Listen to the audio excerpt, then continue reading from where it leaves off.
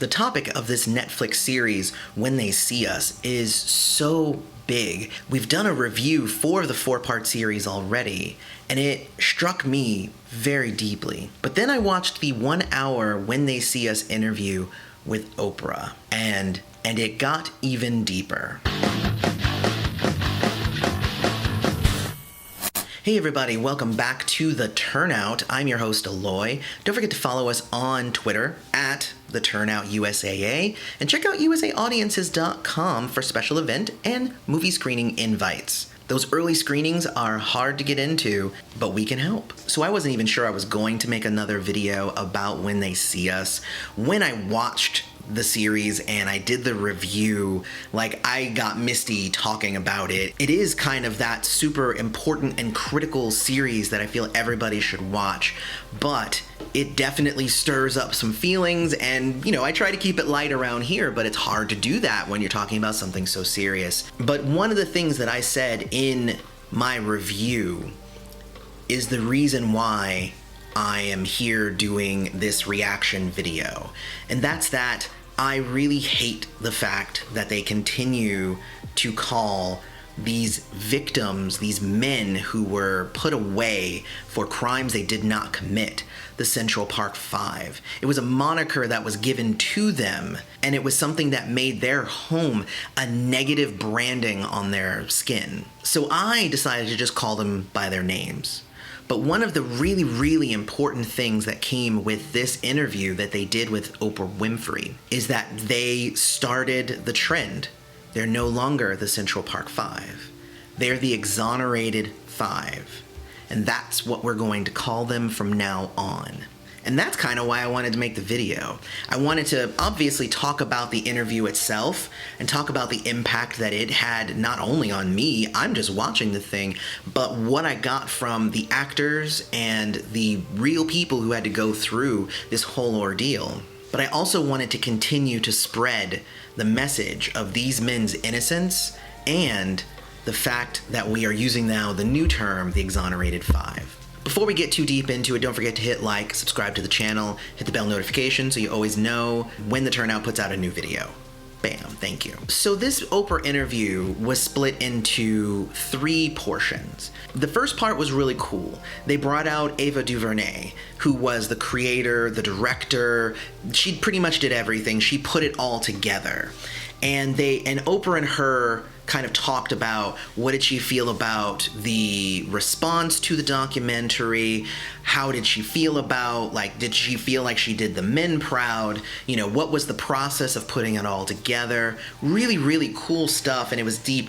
It did seem like Oprah was harping a little bit much on and what did you think about it being trending on Twitter? But it was trending on Twitter. What did you think about that? Did you realize that it was trending on Twitter, and what did that do? It was like, all right, Oprah, we got it.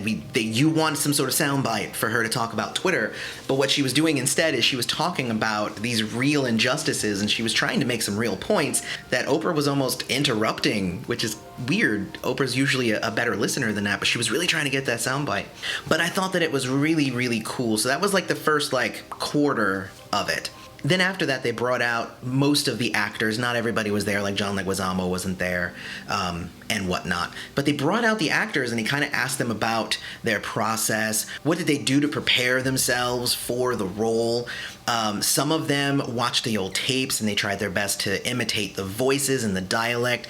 But the really cool thing is that since the actual Exonerated Five are a part of the documentary and they were part of the making of it, they spent time with the actors, and they kind of especially the kids, because they were like, hey, look, this is what was going on. This was my mindset. The kids kind of hung out with them, learned how to talk like them, learned their mannerisms. And even the youngest kid was talking super eloquently and really intelligently about his craft of acting. And it was cool. There was a whole lot of applause and like praise thrown at the actors for being able to portray the characters, which it's weird, right? Because when you're doing it in a fictional sense, you're like, man, you really brought that character to life. But when you're talking about like real life and you're depicting a real life character, and the actor is the vessel by which we are learning things, it seems weird to like praise them too much. It's just like, oh man, you portrayed that person's real anguish and real hurt so well.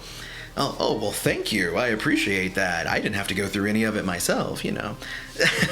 So, I mean, that's kind of like, I don't know, I think it was a little much in terms of the complimenting, but I really enjoyed listening to the actors. I think the biggest one for me was Niecy Nash, where she says she spoke to the mom that she portrayed, and when speaking to the mom, she like had to like have a few different conversations with her, but she wasn't very forthcoming with a lot of information, so she had to infer from that what she could get. I thought it was really, really well done though, and they asked her like, oh, you know, did you know that you had this drama thing going on in you and you've been doing comedy for the longest time? And I'm like, that seems like the dumbest question ever, because literally so many comedians go on to do amazing dramatic work. Remember that comedy is just one side of the coin. The other is drama.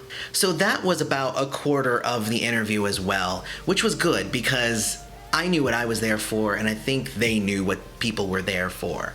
And it was to speak to the actual Exonerated Five. And they went down the line and kind of asked them, what did they think of the documentary? And is their life better because of it? And how did it affect it? And you know what? I'm not even going to spoil any of it here, but really you need to go watch it. It's on Netflix. Definitely go watch it. I will say that the members of the Exonerated Five that have been mostly out in the media and doing the interviews and stuff, they seem like they've adjusted really well to everything that has gone on. And, you know, they've kind of come to terms with what happened to them, but they're trying to move on. You know, one of them is a doctor and the other one is like an activist, and they're really trying to like push forward and trying to make their lives as good as they can. But there were two of them that I was heartbroken, and I was crying. I was crying when I was listening to them speak. One of them was Korey, who in the series you saw that like he had the worst of it because he had to go to an adult prison at 16, and he talked a lot about his life and like what came of that and how it affected him, and it was really hard. The other one that really stood out to me was Antron McCray, and the fact that it really, really messed him up, and he has a whole lot of emotional problems. He said like his wife really wants him to get into therapy, and honestly that one hurt. Like I said, it seemed like the other three I think are adjusted, but seeing how all of this still really affects the group. Because that's the thing about people and watching a series. We see this terrible thing happen, and at the end it says, hey, you know, they all got out and they won a lawsuit. Hooray, they won. And I think it's interpreted as like that's the end of the story. But it's not. It's really not. These are real people who are continuing to live with this trauma in their lives. And I think what this interview did was it brought that back into my mind. I'm a victim of that as well. I watched it and I'm like, you know what? Good. I'm glad that they finally got over on them. But no, it's not over for them. They are still affected by this. And it hurt to watch it. It really, really did. It made me cry, and it made me feel so much for Antron. I don't even know. But it did end on a lighter note mostly. Oprah was really good at kind of tying a bow on it, but really also saying, like, this is a real ongoing thing, and they've started a foundation so that people who maybe don't have a good defense aren't going to end up in the same ordeal as they did. So anyway, that was my reaction to the Oprah Winfrey interview. You guys really need to go watch it. As powerful as the actual series that Ava Duvernay put together is, you really need to hear it from these men's mouths. Go and watch it now. But before you do, like the video and subscribe to the channel, hit the bell notification. And I've been your host, Aloy. This has been The Turnout. Thanks for showing up.